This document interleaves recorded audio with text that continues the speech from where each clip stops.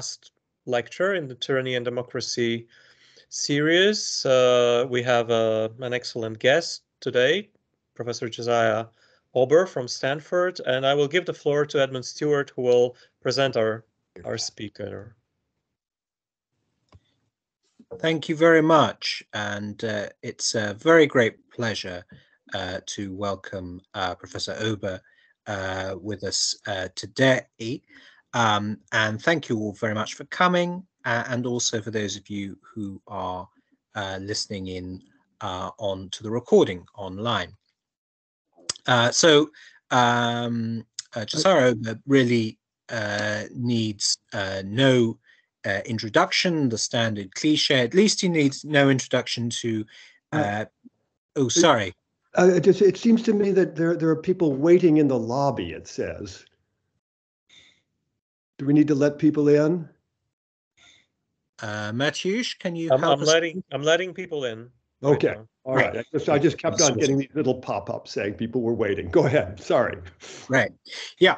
So as I was saying, we were very interested to hear Josh Ober's thoughts on this topic of tyranny and democracy, really for two reasons.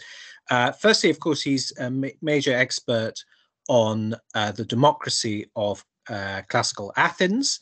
And this series, while our main focus has, of course, been on tyranny, we very much tried to explore tyranny as the other side of the coin, as it were, to democracy. And our argument has been throughout that it's impossible to really understand democracy without understanding tyranny, and vice versa. And also the second theme of this series, for those of you who are just joining us belatedly, has been to look at interdisciplinary approaches, and most of our contributors have been ancient historians, but we have had a number of contributors from other fields, notably political science, and of course Professor Ober has been very much at the forefront of encouraging such interdisciplinary approaches, making use of approaches in political science, which have been shown all the way from his 1989 work on mass and elite to his 2017 volume, Demopolis, Democracy Before Liberalism in Theory and Practice. So we've invited him here today to maybe go a little bit away from his normal field of inquiry of Athenian democracy and look at tyranny as well. So without further ado, thank you very much for joining us, and the floor is yours. And can I remind everyone to please turn off your microphones and cameras during the course of the lecture. Thank you. Well, thank you very much. Thanks everyone for attending. It's really a great honor to be part of this series and to be wrapping up the series as I understand. I'll jump right in and give you what will be a section from a book in progress, or rather a book now forthcoming, The Greeks and the Rational. So if we think about social science, social scientists, at least the economists and political scientists that I'm mostly involved with, are quite concerned with micro-foundations. So a lot of work in social science is predicated on simplifying assumptions about the foundations or micro-foundations of behavior, and that is to say what ultimately motivates us as humans to act. In the rational choice literature, the micro-foundation is taken to be, in simplified terms, expected utility maximization. That is, when faced with an option set, two or more choices among possible outcomes, And the agent, the choice maker, chooses the outcome, the option expected to lead to the outcome that is believed to be the most beneficial to the agent, and the agent then acts accordingly. So rational agency in this sense requires orderly, that is, ranked and transitive preference ordering. That is to say, the agent, if the agent prefers A over B and prefers B over C, then the agent never prefers C over A. That would be a cycle and formally irrational. And the agent is assumed, the rational agent is assumed to have coherent beliefs. These are not necessarily true beliefs, but they're not logically inconsistent. Now, we certainly know via lots of work in behavioral psychology that real people are not perfectly rational. So rational choice doesn't capture the sum total of actual human behavior, but neither are we simply irrational.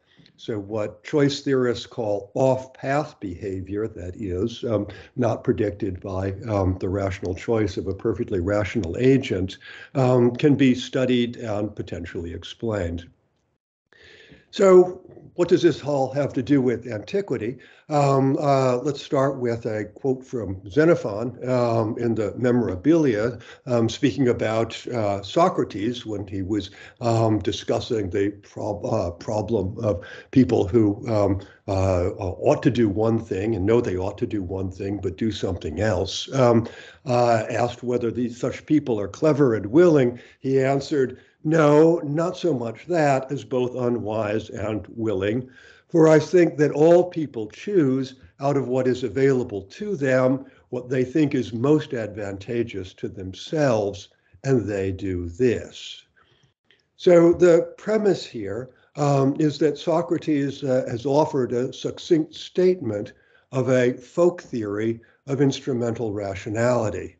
So his account is universal.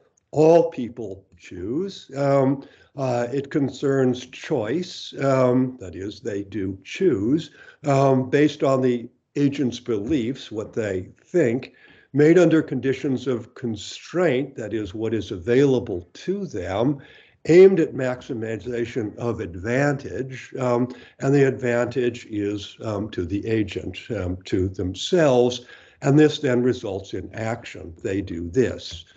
So the book's argument, the book from which this paper is drawn, is that this folk theory, summed up in this kind of algorithmic way by Xenophon's Plato, sums up a widely held set of ancient Greek cultural assumptions about human motivation and behavior.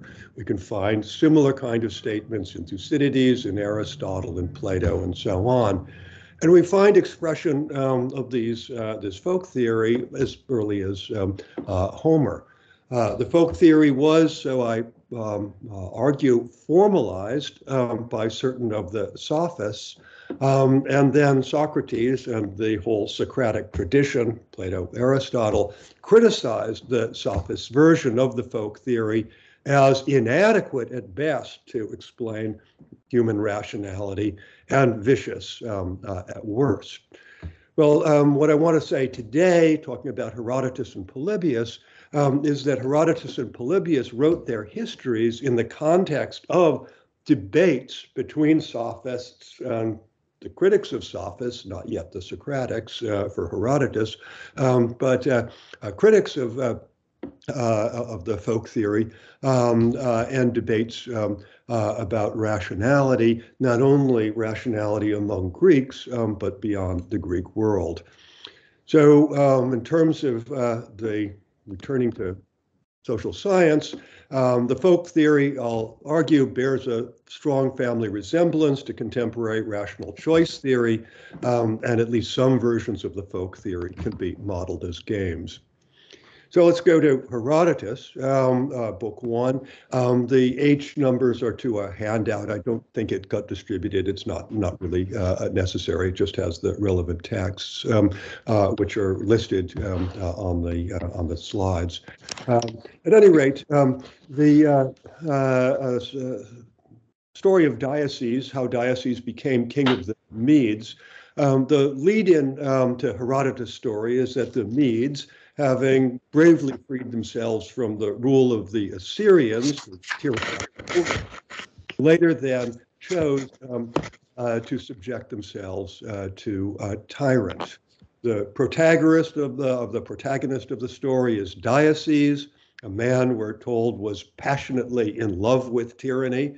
The background to the story is that the Medes were living in villages, suffering from lawlessness in the period after the end of the tyranny.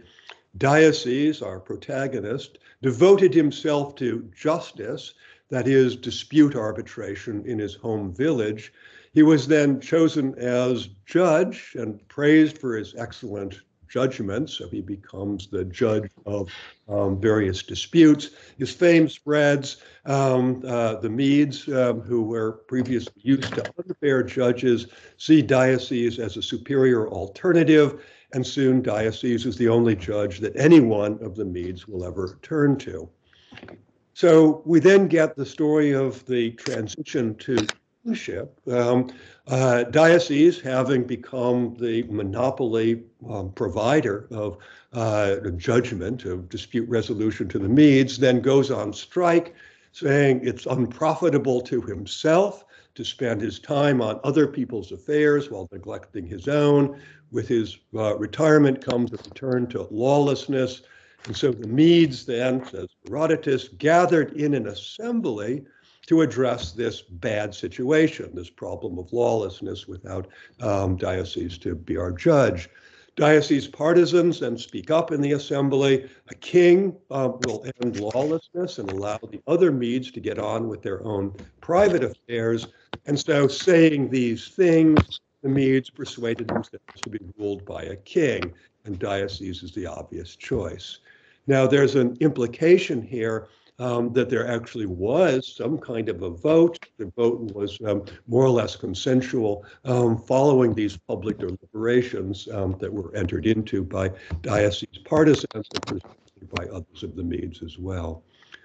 So Darius then is made king. Having been made king, he continues to judge disputes. He returns to his job as judge, but he judges strictly or harshly, punishes according to merit, but also hires bodyguards, a series of creates a networks of spies and informers, builds or causes the Medes to build for him a massive fortified palace. He doesn't protect all of the Medes, simply himself. He sequesters himself in the new palace. He's seen by no one. He becomes invisible to his subject.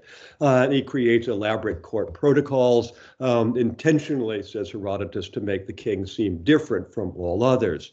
Herodotus concludes his little Darius story by saying Darius then united the Medes and he alone ruled over it.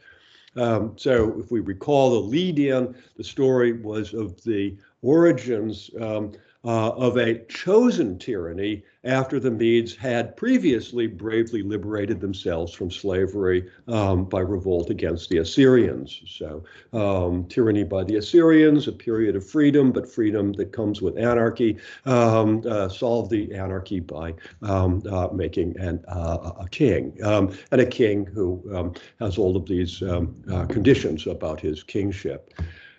So if we think about Darius as a rational individual agent, that is having ranked and transitively ranked preferences and orderly beliefs, his preference order is very straightforward.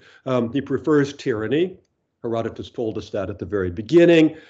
Second, he prefers private life. He doesn't want to continue being a judge indefinitely. It's not worthwhile to him. And third, he prefers judging pro bono. So he's never going to judge pro bono if he has a choice between that and private life. But he won't choose between private life. He won't choose a private life if he has a chance at tyranny. His beliefs are that fair judgment is essential to order. The Medes are going to be in anarchy without it, and that the Medes prefer order to freedom. That is, they'll allow him to be tyrant rather than accepting the disorder. So his choices and actions, he establishes himself as a fair judge, demonstrates the credibility of his own commitment to his preference order by his retirement. His partisans then advance his case in the assembly, and he secures his tyranny with guards and invincibility. Now, the Medes, for their part, in this story, are a rational collective agent. They too have ranked preferences and beliefs. Their preferences are apparently freedom and costless order. They'd like dioceses to continue to be their judge, but not their tyrant. But they second prefer tyranny and order.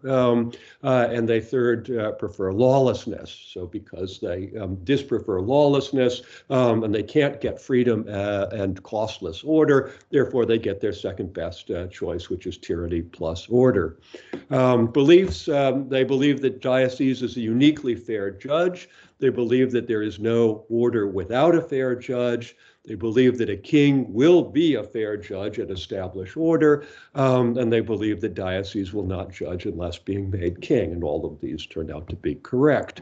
So their choices based on their preferences and their beliefs is to elect diocese king and to accept tyranny, that is, give him willing obedience. Well, just to think about how game theory might help us to think about the story, game theory basically assumes that rational choice making by agents, real agents or hypothetical agents, can be modeled by use of simple games. So in a simple game, two or more agents, which are collective or individual agents, are imagined as playing a strategic game. Each agent seeks to gain his or her highest payoff, that is, to maximize expected utility based on preferences and beliefs. The game is set out in an extensive form as a branching tree-type diagram. The game is played sequentially, beginning from the root and playing until no player has a better move, given the moves that are made by the other players. So players don't get their best payoff necessarily, they get their best available payoff. So I'm going to suggest that Herodotus' story can be seen as the form of game called an ultimatum game. An ultimatum game, which is modeled here, is a game in which the game organizer provisionally gives a player one, here called the proposer, a sum of money, say $100. This player then offers some part of that sum to player number two, here called the responder, and keeps the rest. So might offer, say, 80% or offer 20%, keeping 80, or might offer an even distribution, or anything between 0 and 100. The responder, then, player two, chooses to accept or reject the offer in either case. And if the responder accepts the offer, then each keeps her share. And if the responder rejects the offer, then the money is forfeited. The game player takes back the money and nobody gets anything. Okay, so the results of the game, according to ordinary sort of pure rational choice theory, player number one should offer just a nominal sum, say $10 out of 100, and player number two will rationally accept the small sum because $10 is more than 0, so the rational individual is assumed to prefer something rather than nothing. What actually happens in real experiments is that player number two, on average, will refuse any offer much less than 50% of the original sum. Both sides get nothing in that case. Player number 2 here seems to prefer punishing the unfair player number 1 to accepting what is regarded as an unfair share. So we have 2 possible predictions, one from rational choice theory, one from these various experiments that psychologists have carried out. So if we think about dioceses as playing an ultimatum game, the background to the story provisionally grants dioceses a chance to rule. Once he's elected, named king by the Medes. Diocese then chooses what kind of ruler he's going to be, tyrant or rule-constrained king. The Medes are then going to choose to accept, either submit and obey, or to reject, that is, revolt, as they had against the Assyrians. And if the Medes accept, each will get their share of the basically what diocese has to offer, and if not, each gets nothing. So here's the basic game. Diocese is player number 1. He chooses to share or monopolize. The Medes choose to accept or reject. If diocese shares rules and the Medes accept, they get something like a 50-50 payoff. If the Medes reject, of course, they get nothing. If diocese monopolizes his rule and the Medes accept, then the tyrant gets almost everything. He gets to set himself up as an invisible king with bodyguards and so on. The Medes become simply subjects. If they reject, once again, we get nothing. So what happens? Well, the story is very clear. He chooses to monopolize rule. The Medes accept, and he gets to be tyrant, and the Medes are subjects, having to do whatever he says. So the results of the game resemble the normative for rational choice theory, sort of the ideal type rational agent. Diocese gives a minimal sort of offer. He continues to judge, although judging harshly according to merit. But the Medes have no share in ruling. There are no rules limiting the king's power. The Medes accept his offer. They submit, and the result is tyranny. So it's not a basis, by the way, of natural slavishness or some sort of oriental despotism. The Medes rationally choose order over freedom in an assembly following deliberation. But there's an implied contrast to the Greeks' options and choices. Herodotus readers are, I think, invited to compare their own law-abiding, non-tyrannical forms of political order with the order that was chosen by the Medes, with the Medes' agreement to accept tyranny. All right, well, that's one story about the origins of tyranny. Here's another. How did Darius become king of the Persians? So the background is that the Persians had freed themselves from the domination of the Medes under the leadership of Cyrus. The Persians became masters not only of the Medes, but all of Western Asia. But then a Median prince, the Magus, usurped the Persian kingship, assassinated by a small group of Persian aristocrats.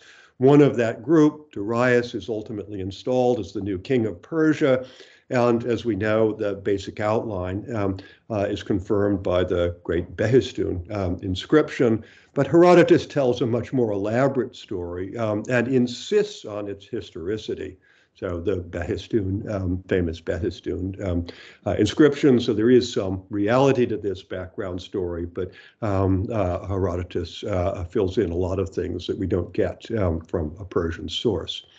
So the collective action against the Magus is how the story begins. After the discovery of the usurpation by the Magus, a series of conspirators hold a meeting. One of them suggests delaying the attack on the usurper to get more supporters, to enlarge the coalition against the Magus. But Darius immediately rebuts this. He says expanding the conspiracy means that some self-interested individual is sure to reveal the plot, and then, as it were, fulfills his own prophecy by saying he'll do exactly that himself, unless the rest of the conspirators agree to move right now. One of them, Gobrias, says then, now my vote, my psephos, is that we follow Darius' plan and not leave this council to do anything else but attack the Magus at once.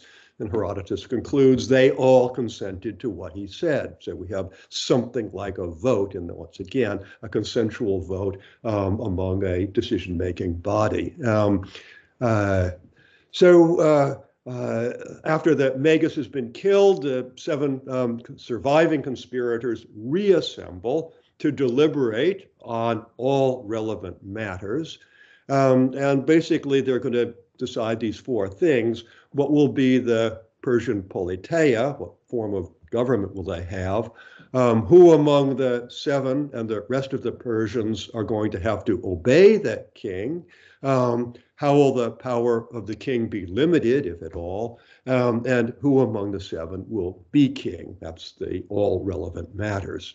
So we'll take these one by one. What will be the Persian politeia? The procedure here is going to be an open debate, which is going to yield 3 options. There's going to be a decision by some kind of majority vote, and the result is going to be kingship. These are these 3 famous speeches in which Otanes advocates rule by the many, Megabyzus rule by the few, Darius rule by one, with various ways to think about in the Greek terminology what that would mean.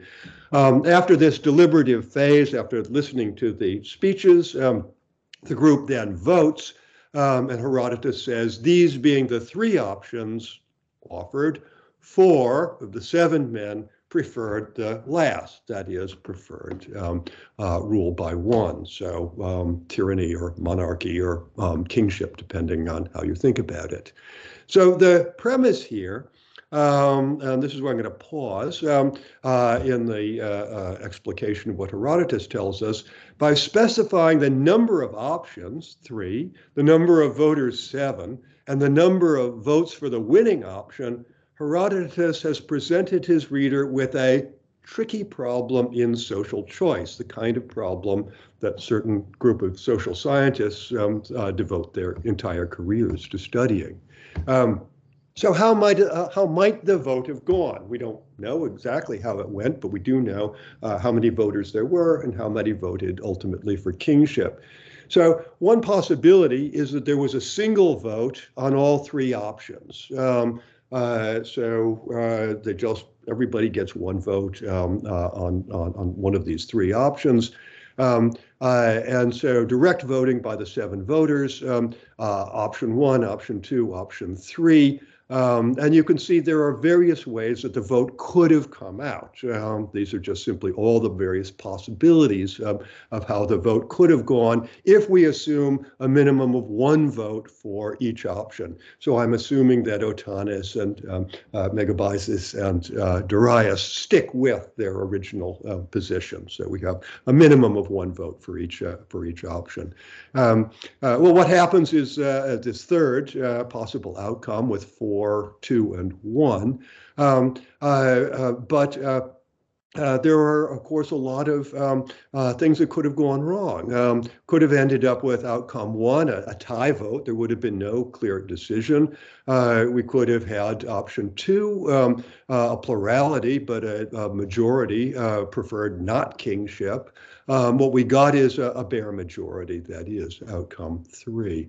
But there's another way the vote could have gone. This is basically the way Athenians vote in their assembly, and perhaps the way Herodotus was thinking about it. And that is that it would be a sequential majority vote between 2 options. Once again, we're going to assume at least 1 vote for each option. So in this case, we're going to do head-to-head votes, democracy against oligarchy, then oligarchy against kingship. And then we're going to just have hypothetical preference ordering 3 being the most preferred, 2 being the second most preferred, and 1 being the least preferred for each of these 3 voters. So 3 best, 2 second best, 1 least good, and then we can add up the preference weights. We can say, what was the total weight of the things if we just give a weight of 3, 2, and 1. Okay, so here's one way the vote might have gone based on this hypothetical distribution of preferences. And we get no problem at all. Everything goes just fine. Democracy against oligarchy. Oligarchy beats democracy with this distribution of preferences. And then if the voting continues with oligarchy versus kingship, we get kingship beating oligarchy, 4 votes to 3. And if the voting ends here, we get exactly the outcome reported by Herodotus. So all goes well. What if we continued to a third vote, which let's do a head-to-head between democracy and kingship? There wouldn't be any need for this third round because that round would only confirm that kingship would beat both of the other rivals. So in the third round, kingship would beat democracy by 5-2. So all goes well. But what if the distribution of preferences were a little bit different? This is not very different, but it is different. And once again, it just assumes that each one of them has a most preferred, second most, and third preferred option. So with this distribution of preferences, in round 1, once again, oligarchy beats democracy. And in round 2, kingship beats oligarchy, in each case 4-3. Oh, but in this case, if there's a third round, kingship versus democracy, kingship beats, or democracy beats kingship, indeed by a 5-2 vote.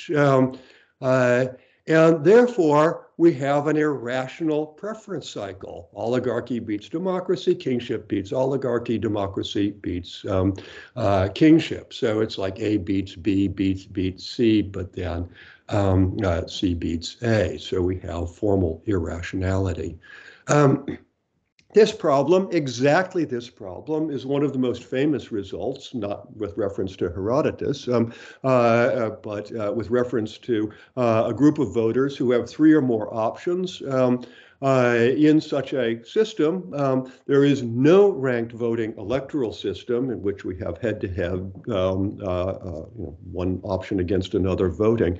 There's no system that can convert the ranked preferences of individuals into a community-wide, complete and transitive, that is, rational ranking, while also meeting a set of intuitively sensible criteria.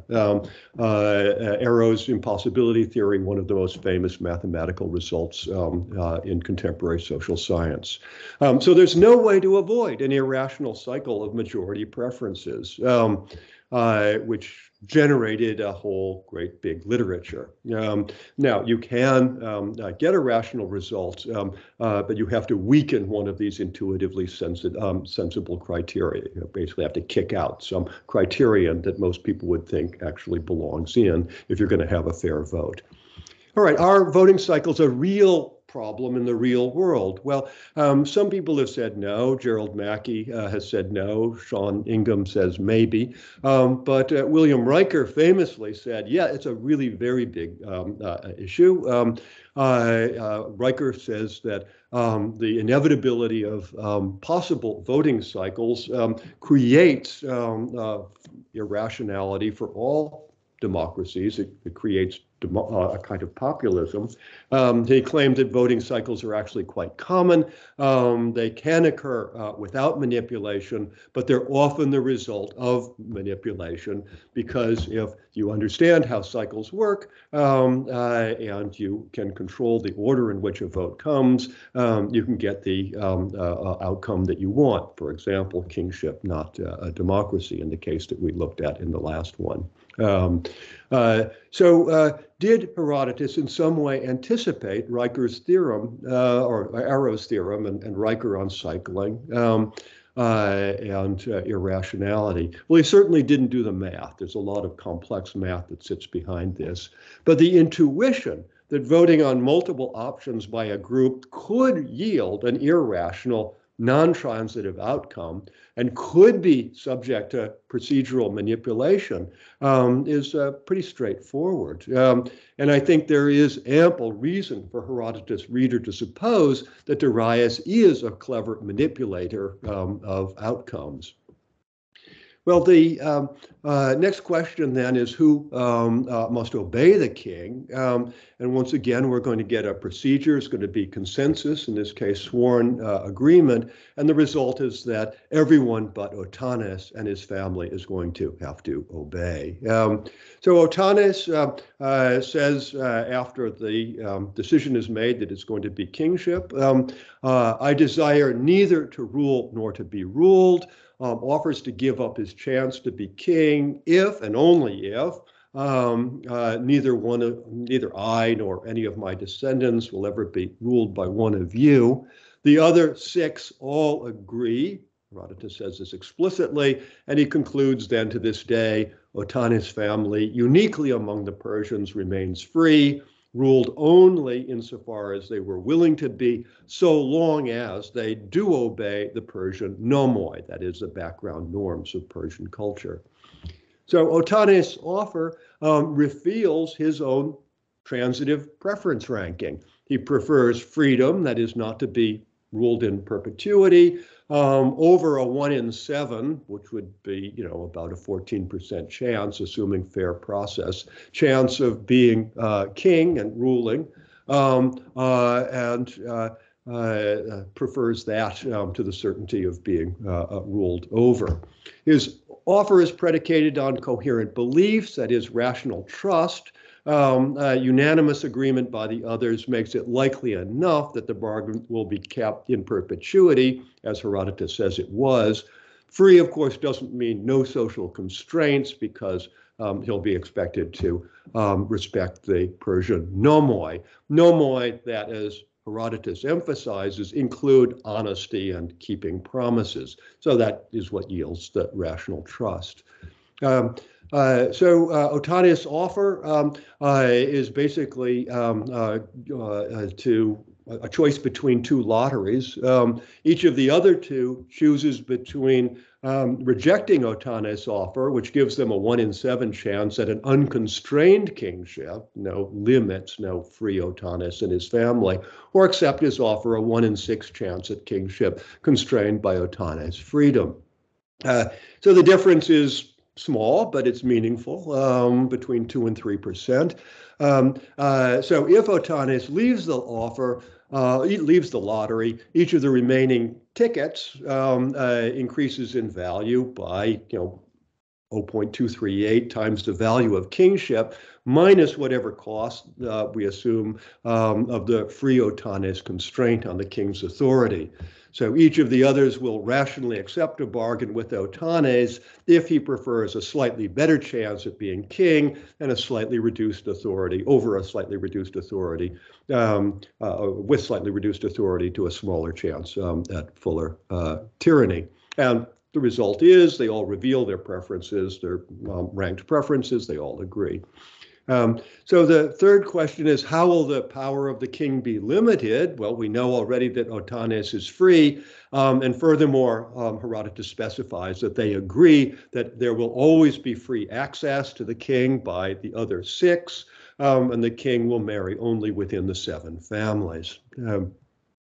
So all the other 7 agree that there has to be free access, and presumably by their descendants at all times, which means that unlike dioceses will have visibility of the king, at least to a few, and that because he must choose his primary wife from among the groups of the 7, therefore his likely heir, we get something like hereditary aristocracy. So they get a contrast then of the at least slightly constrained Persian kingship to diocese or tyrant kingship. Diocese isolation and invisibility is not maintained under the Persians, and we get then nothing like the tyrant's unconstrained sexual access and high appetite. So that once again, the king is somehow constrained, falls short of being a lawless sovereign. So finally, who among the seven is going to be king? Well, the procedure is called the most just. It's going to be whose horse neighs first, and the result is going to be Darius. The most just choice mechanism, the rider of the first horse to neigh at dawn will be made king, implying a simple trick. Darius ensures that his horse neighs first, and so Darius becomes king. Once again, the point here is just that Darius is highly manipulative, and there's at least suspicion that the whole kingship vote might have been somehow manipulated. So Herodotus offers some challenges to his readers. Instrumental rationality is not uniquely Greek. The Persians and the Medes are rational too. Their choices may not be what the Greeks would make, but they're not irrational. Monarchy is not just a matter of national character. It was chosen by both the Medes and the Persians. Monarchy is chosen from a regime menu, so it wasn't predetermined. The Asian procedures for choosing a politeia were deliberation and vote, rather like Greek procedures. Otani's preference for freedom over the chance for tyranny shows that the neither tyrant nor slave option was not a uniquely Greek preference. It was available to non-Greeks. And unlike diocese absolute tyranny, the Persians' king's authority is in principle limited by this constitutional bargain, and the bargains are in fact kept. Let me just conclude by one more story. This is much later, of course, in Greek history from Polybius. And this is the transition from tyranny to kingship, or from a tyrannical form of rule to a more constitutional form of rule. Polybius begins with a story about the origins of human social order. How, after a great disaster, humans are almost wiped out, but then, like other animals, they band together, for it is likely that that bodily weakness would induce them to seek those of their own kind to herd with, so we get something like natural sociability. By necessity, then, the herd would be led and ruled at the beginning by whomever among them excelled in strength of body or boldness of spirit. The limit of the leader's authority is at first set by his physical strength, and this is called despotism. Monarchia is despotism for Polybius, so something like a tyrannia. But since among such organizations, after some time, there are familial relations based on common meals and ethnicity, then is born kingship, basileia. So also for the first time, there arises among men the notion of goodness and justice, and their reverse. Polybius tells a story about how that emerges, which is a very interesting story, but we don't have time for that. What we'll look at is the outcome, as that at some point in this process, the leading man, the sort had previously used his superior strength or boldness to dominate over others, consistently joins in supporting the kinds of social behavior that have now come to be regarded as proper by the majority, by the plethos, and such an individual will distribute goods according to merit rather than his own arbitrary choice. And as a result, his subjects will obey his rule not out of fear of violence, but rather approving his good judgment.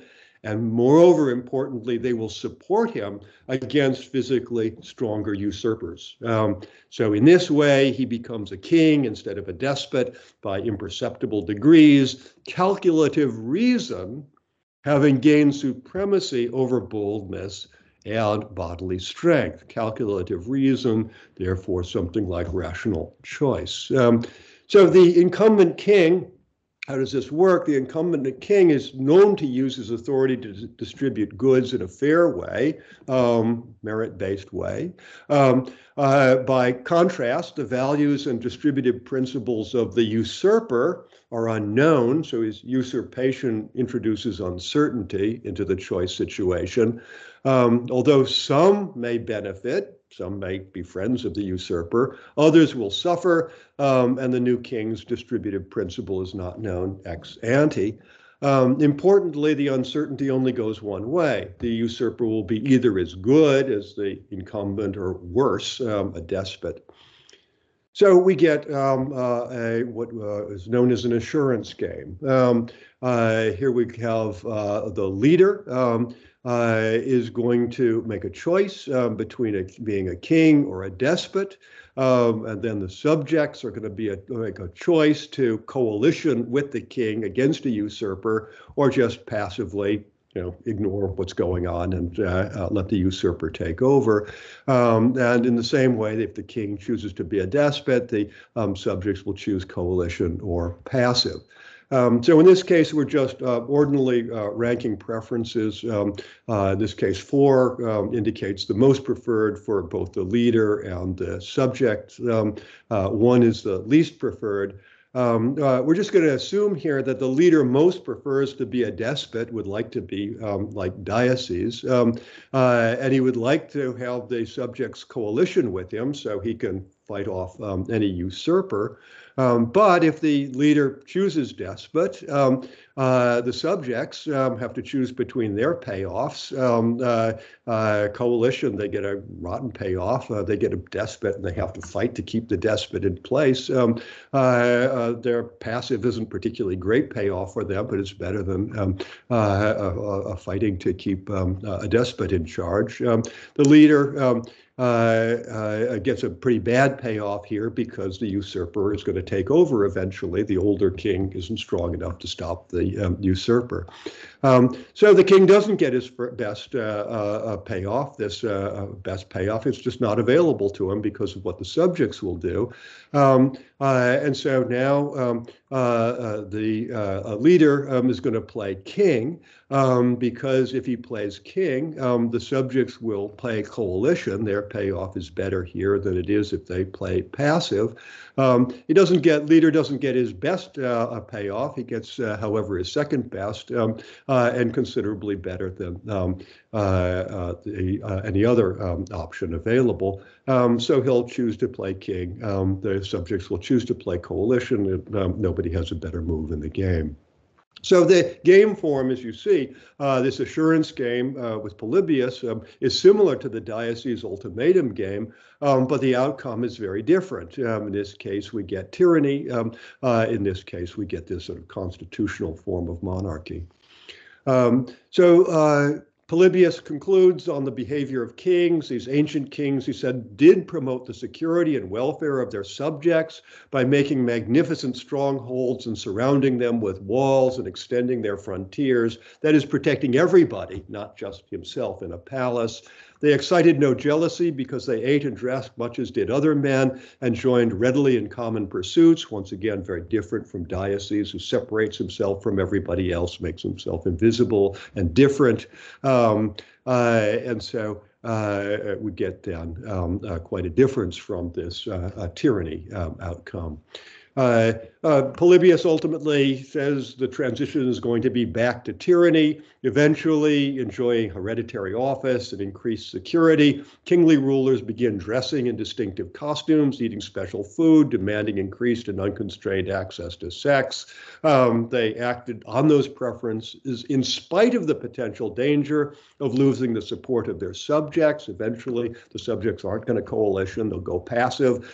Behavior of the king, who is now turned to tyrant, stirs up resistance against him. And so we go on to an anacyclosis, a cycle of regimes, famously, Polybius' theory of historical change.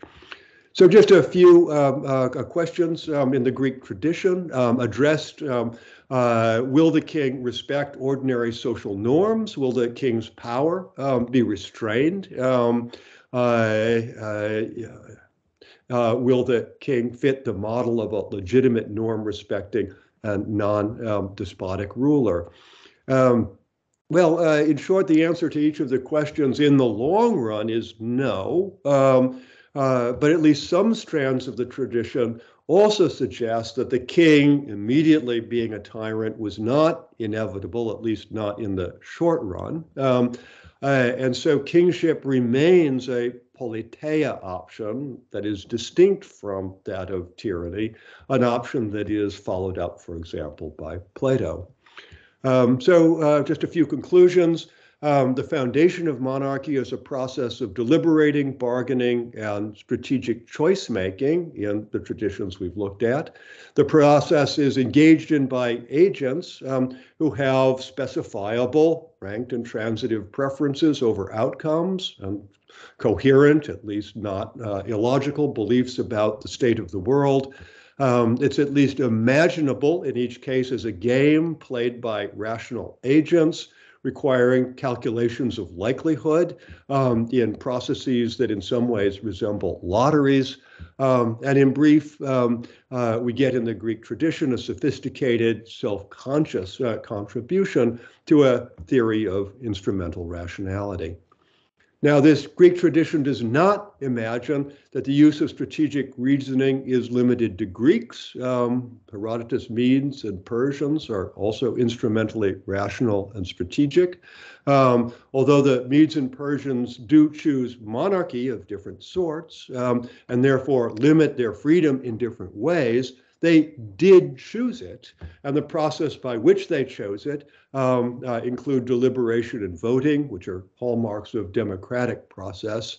So monarchy is not always absolutist.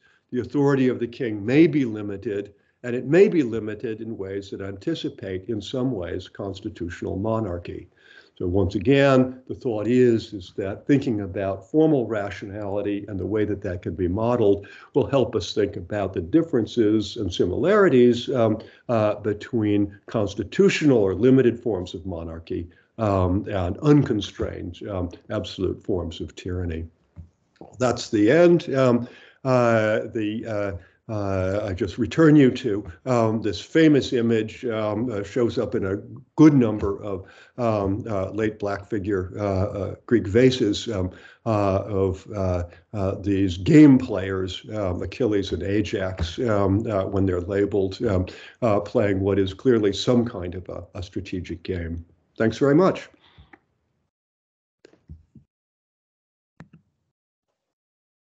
Thank you very much. That was an absolutely fascinating tour through these concepts and rational thought.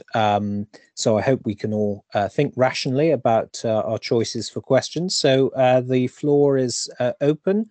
So if you'd like to put up your hand or enter a question in the chat, please do so.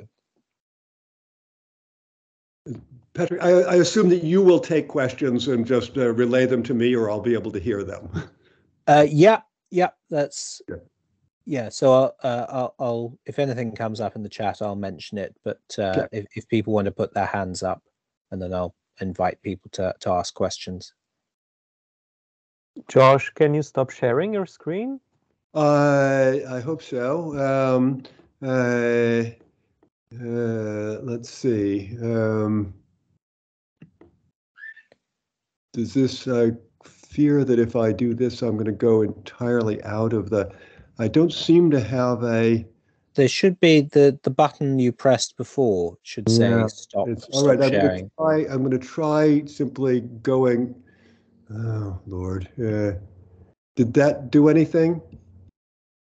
Well, we can still see. It doesn't matter. That's fine. We can...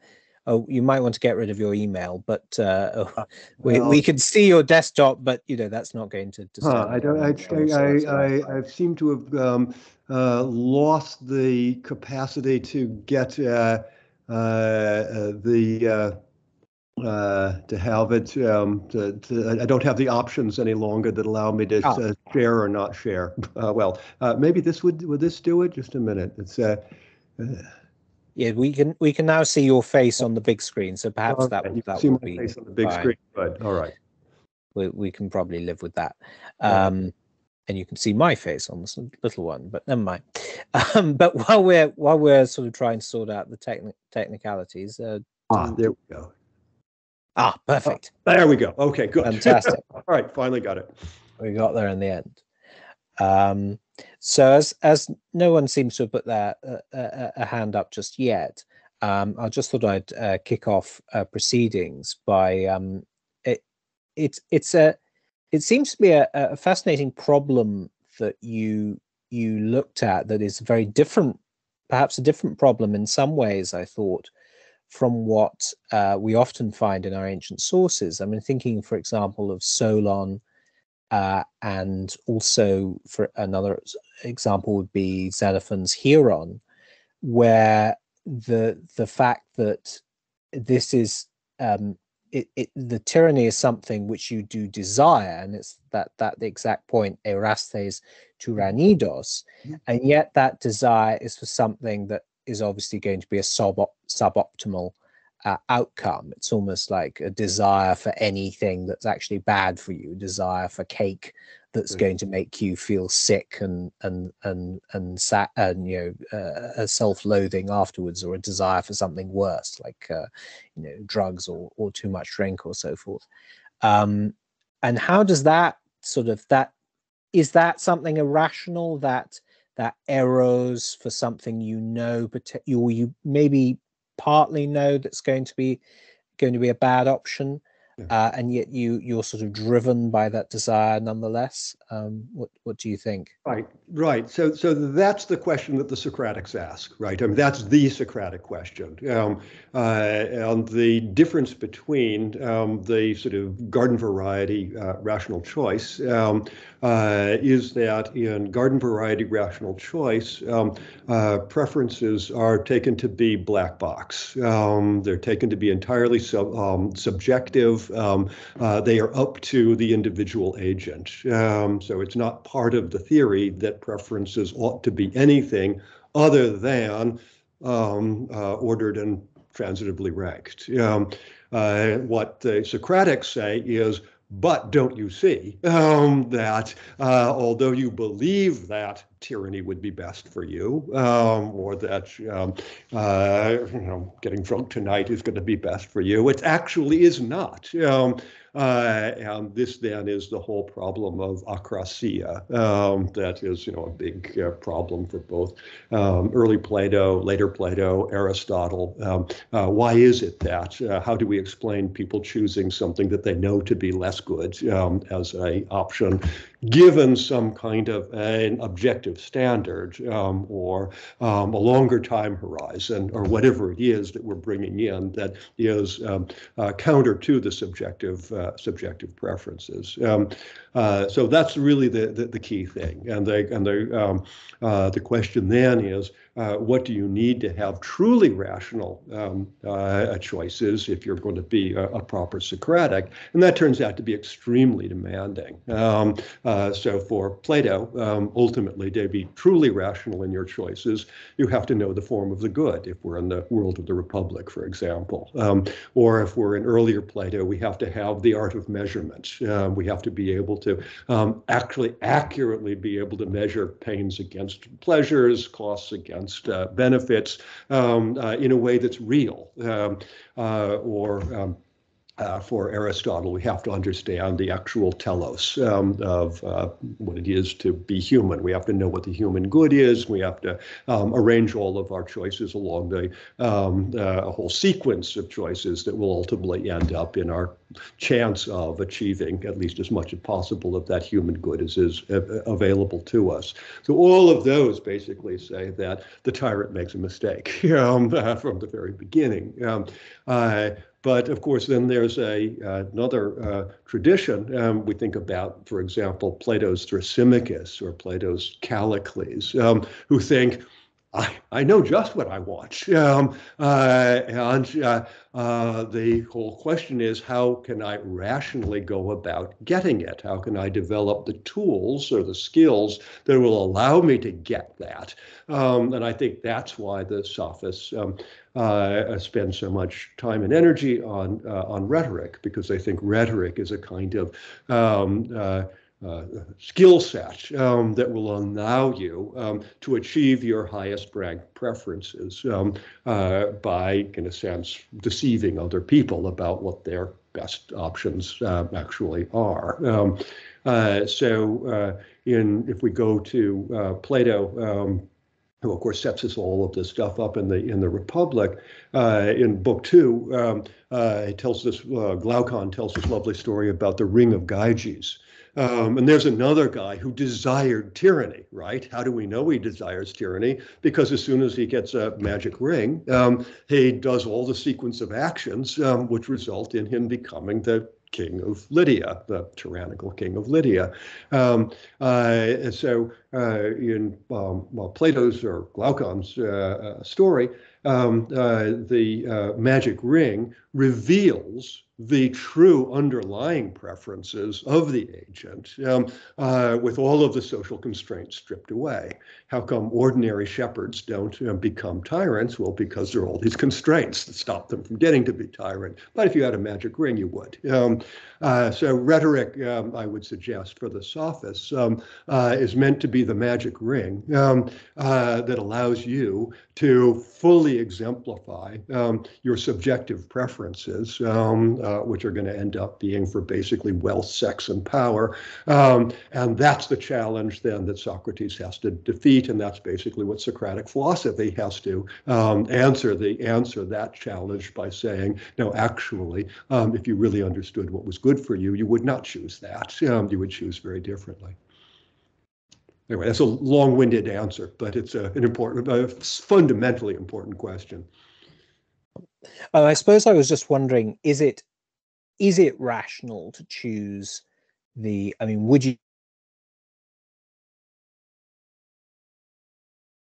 tyranny? And that is, I mean, I suppose, so even though it is something that might be bad for you, is it still a reasonable choice?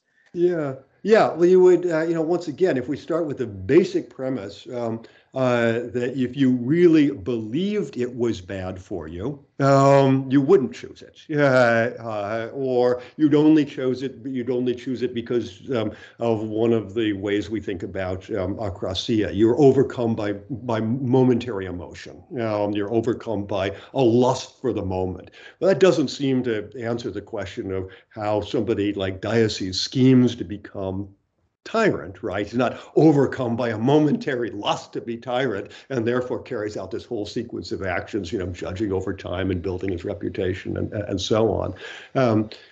So I think that the Socratic challenge really is that there are many people who have a stable, thought through preference for things that the Socratic says is actually really bad for them. And that's why it's a really challenging thing to come up with an account of objective good, the human good, and then come up with a story about how you can have knowledge of the human good such that you could organize your actions by going for what you actually rationally prefer. You rationally prefer because it's actually the thing that is best for you. But that's not available for most of us, according to the Socratic story. Most of us don't have the right idea about what it is. Most of us have settled opinions about things that we think are good for us that aren't. For example, accumulating wealth. The whole lot of the world is organized around accumulation of wealth or reputation or honors. Or simply the affection of other people, likes. All of these are wrong, according to the Socratics, and yet these are all pretty settled decisions that I think arguably a lot of people rationally go for, rationally in that their preferences really are rank ordered in this way, and they act towards getting them, even though we might stand back and say, well, really, from a philosophical point of view, you're really making a terrible mistake. You're not conducting your life properly, says Socrates. Great, thank you. We've got a question from Anthony Whitley.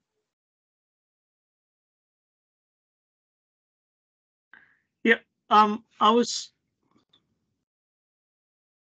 slightly puzzled about where you are coming from in this approach. Are you saying that basically contemporary rational choice theory is more or less the same as ancient philosophy, ancient Greek thought about how tyrants, how Greeks discussed how tyrants come to be, and therefore they're essentially the same? Or are you saying this is an etic approach to understanding how ancient Greeks thought? I wasn't quite clear whether it's an emic or etic approach you were basically using. Yeah, good. Well, this is why I started out with the quote from Xenophon. I think that it is certainly an emic approach in that the bottom line assumption that everyone goes for what they believe to be most advantageous to themselves, and they do that, is the fundamental argument of rational choice. I can't ask for a clearer statement of it than we got in Xenophon's Socrates, and that's not by any means unique. You can find similar statements in Plato and Aristotle, in Thucydides. So what I was trying to suggest is that indeed there is a whole theory of rational behavior that Socrates is summing up. That's not meant to be his own unique idea. That's one that he shares with the sophists. But per the previous discussion, he thinks most people have wrong beliefs. The sophists aren't worried about wrong beliefs. Socrates is very worried about wrong beliefs, about what is actually good for you. So the question is, did the Greeks, once again pushing the emic, do they construct the idea that you actually have to have rank-ordered preferences? And so I argue, yes, they did. At least if you follow the argument through, the preference rankings were very clearly laid out. Did they think that people acted upon their beliefs? Yes, they do once they have their preference rankings and so on. Do they have did they use diagrams of this sort to think more clearly about it? We don't really know. I mean, there's a few, they certainly use diagrams for mathematical purposes. We know that. Plato and Aristotle both refer to this. We know that they are very interested in measurement and indeed measurement of pains and pleasures, costs and benefits. We know they're very interested in probability, at least likelihood of outcomes. So all of the things they're interested in, as it were, converting chance to risk. So all of the basic features, the intuitions that go into rational choice are there in the Greek thought. And so I argue they're in a fairly systematic way, that Herodotus is able to tell the story of Darius in the way he does because he's telling it to an audience that actually is quite capable of thinking in exactly these kinds of terms. They have the background, they share this folk theory of how people behave, and so the whole story goes through, and the result is surprising only because, oh heavens, Medes turn out to be just as rational as us Greeks. They do the same thing that we do. But I think that's the hook, not that rationality is something that is unusual. So I think that, to a large extent, I want to say that all of the background intuitions are emic, that we don't have a worked out, we don't have enough of the sophists to say, here's the full worked out theory. But I think you can get that theory by looking at the right parts of Plato and Aristotle, which is a lot of what I do in the book. I have a kind of follow-up question to that. I mean, there have been several recent books which have tried to understand how Greek political communities functioned. And I mean, Josina Block's book and Greg Anderson's book I'm thinking of here. And both these books, in both these books, Greek religion is central. I just don't know how you can. I mean, if you think that, to some degree, you can work out that Greeks have somehow anticipated rational choice theory. Is it rational to make sure that you have 100 bulls, which you can sacrifice to Zeus at a certain time of the year or once every 4 years, and have a great big feast? And if you don't do that, something might go wrong, and your political community might fail. I'm just wonder how this idea of rational choice fits into a culture where that is absolutely key. And if you go around the Agora of Athens, you can't move for altars where things like this would be going on all the time. It's everything, and Greg Anderson really emphasizes this in his book. Everything is keyed into these cycles of production and then sacrifice, and the vast investments that go into buildings, votives, and everything else like that. I'm speaking as an archaeologist. I mean, this is something you just can't fail to notice if you're an archaeologist. Most of what we see in the archaeological record for archaic and classical Greece has got something to do with religion, as we understand the term, though there's no Greek word for religion. I just wonder how you marry this rational choice theory, which seems to suggest that somehow Greeks are like us, to this very different everyday experience of, let's say, 5th or 4th century Athenians, where you think of the day and say, oh, who do I have to sacrifice to today? Be one of your first things on your mind. Right. Lots and lots to be said about this. First, I think that Greg Anderson, someone I've known for a long time and like and respect, I think his book is fundamentally wrong. And I'll just state that bluntly. There's a long review that came out last year in American Historical Review that I detail why I think he's wrong. That ontological history, I think, is just a mistake. So that's A. Religion obviously is important in the Greek world. I tend to think that some recent work has overemphasized that. If we look at, for example, the amount of the amount of pure money that the Athenians spend on war and put it against what they spend on ritual, war absolutely blows away ritual. David Pritchard has demonstrated this in exhaustive detail.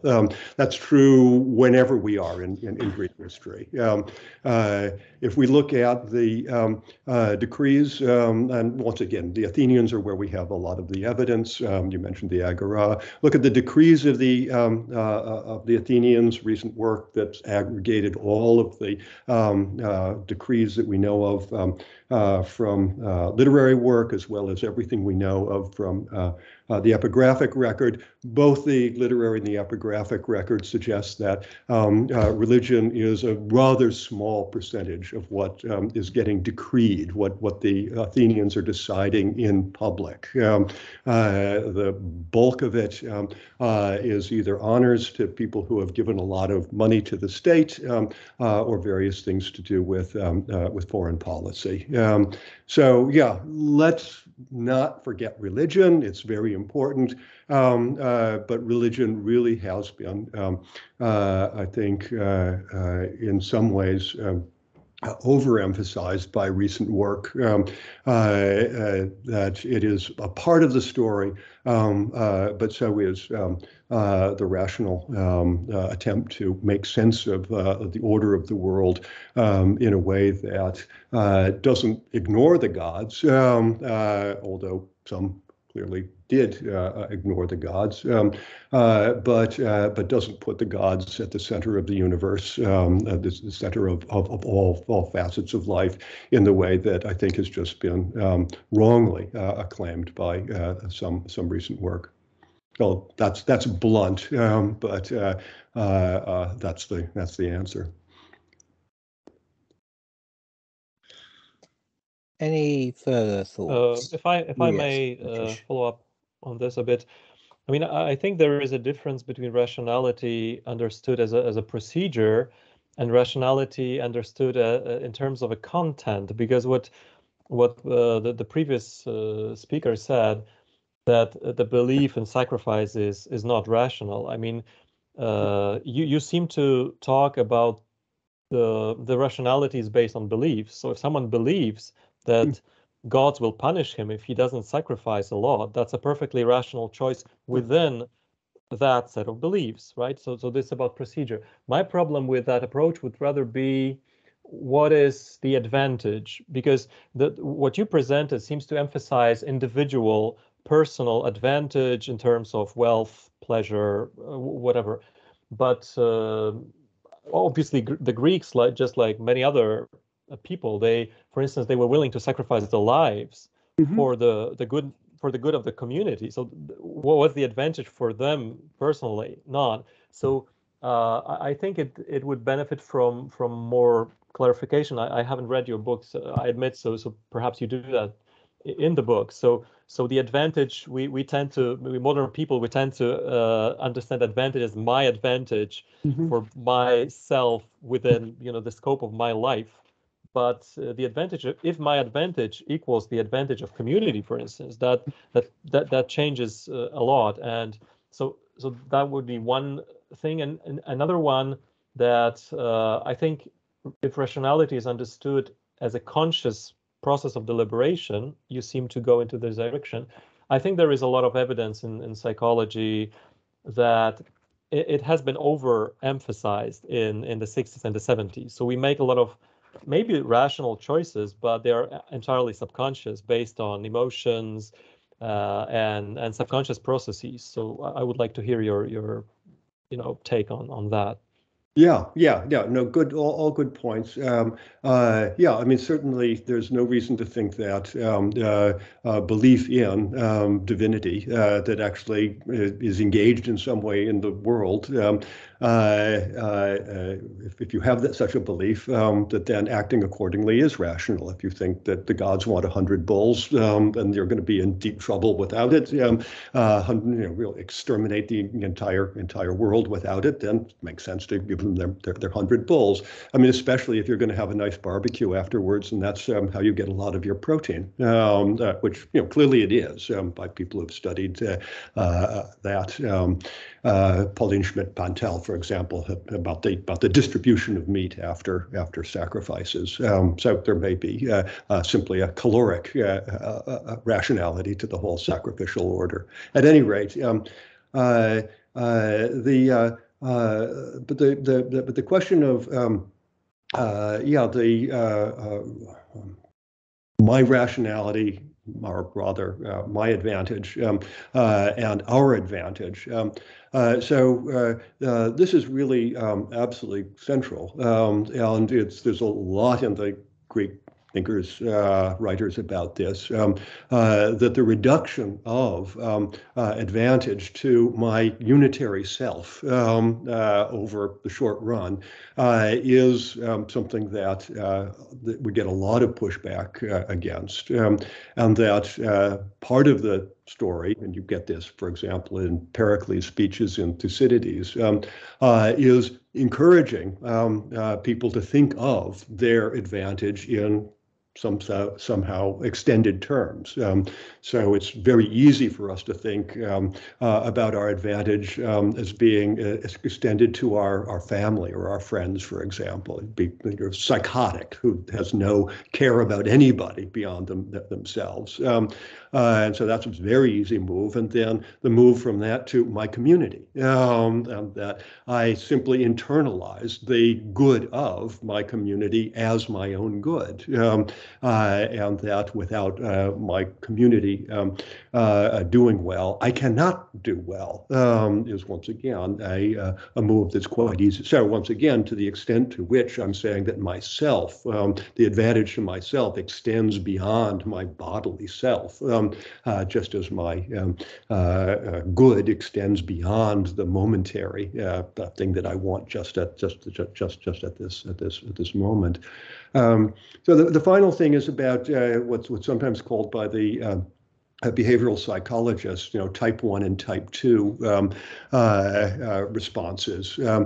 Type 1 being quick and basically automatic, generated by some kind of an emotive thing. You can study this in cognitively with what part of the brain is firing most quickly. And then type 2 being the slow reasoning as we normally think about it.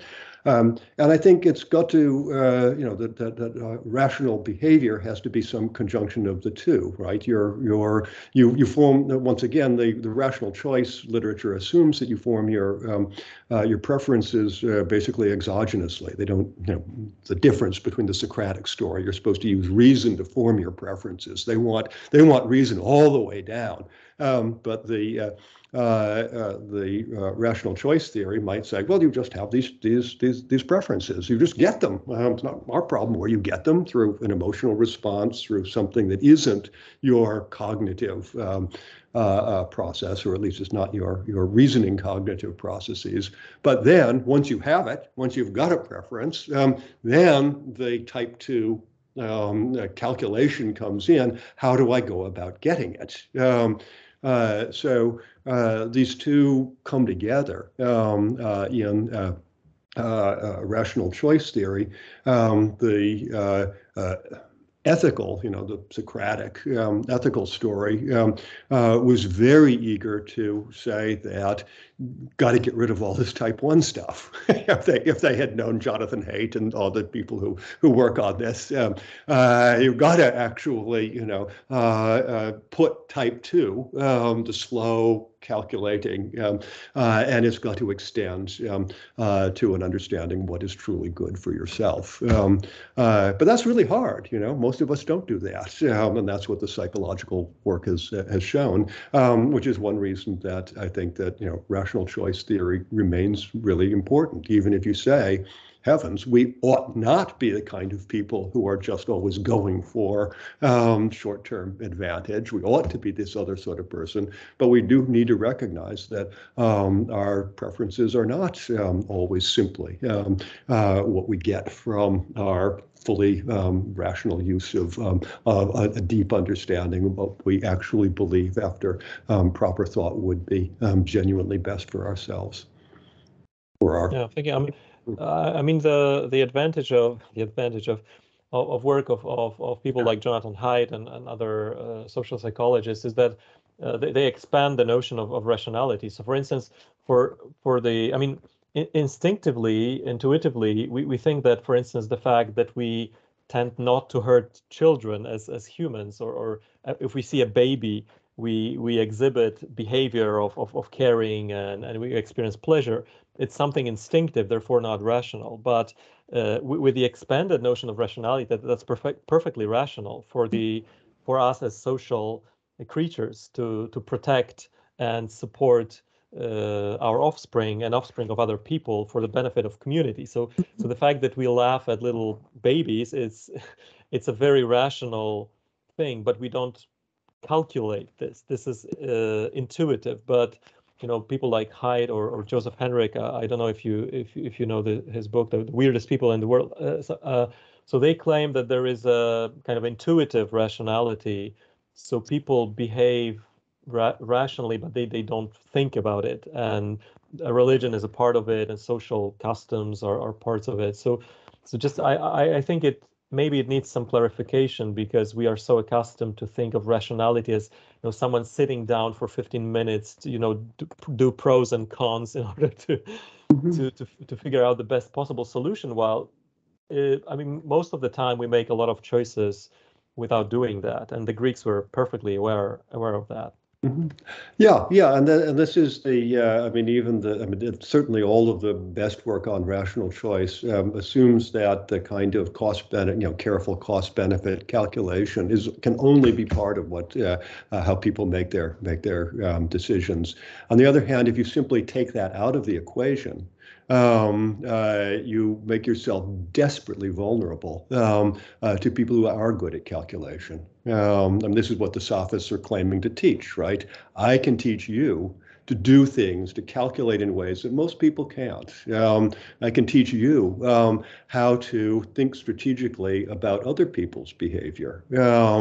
And I can give you the skills to manipulate them in ways that will allow you, having decided what you want, to get it. So if we simply go to a purely sub-intuitivist story, what I worry, and I think this is what the Socratics worried as well, is that we become very, very vulnerable to those who become experts in calculation.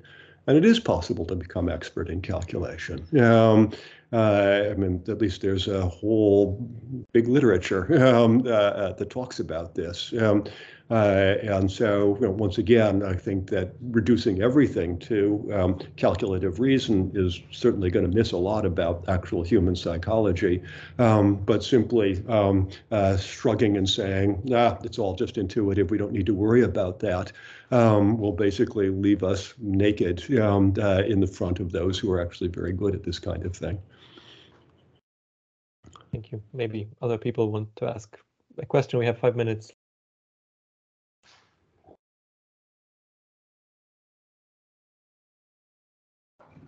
Anyone else?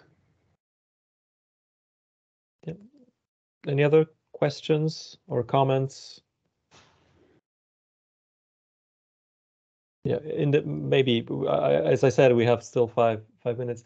But if I mean, I want to announce that as I said, this is the last lecture. We had 8 lectures in our series, and I think we had a very interesting picture of different aspects of tyranny and democracy in the ancient world from different disciplinary perspectives and different angles. We will have in 2 weeks a panel discussion with our speakers when we try to sort of summarize main motives that appeared and hear different perspectives as well on them.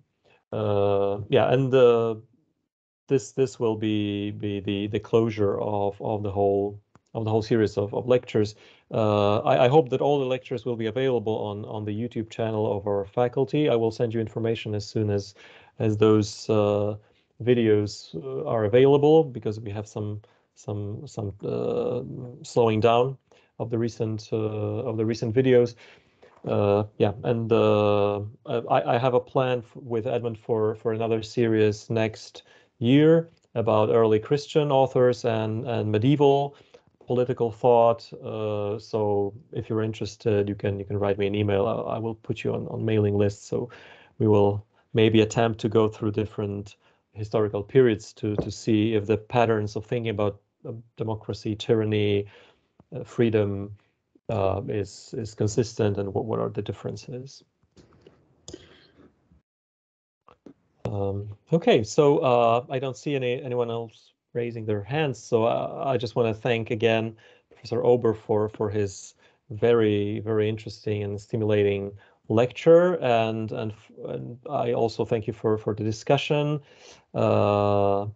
And as I said, we have the panel discussion, and you can contact me by email or Edmund Stewart, and if you have any inquiries.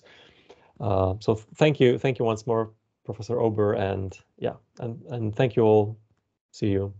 Thank you very much. Bye-bye. Bye.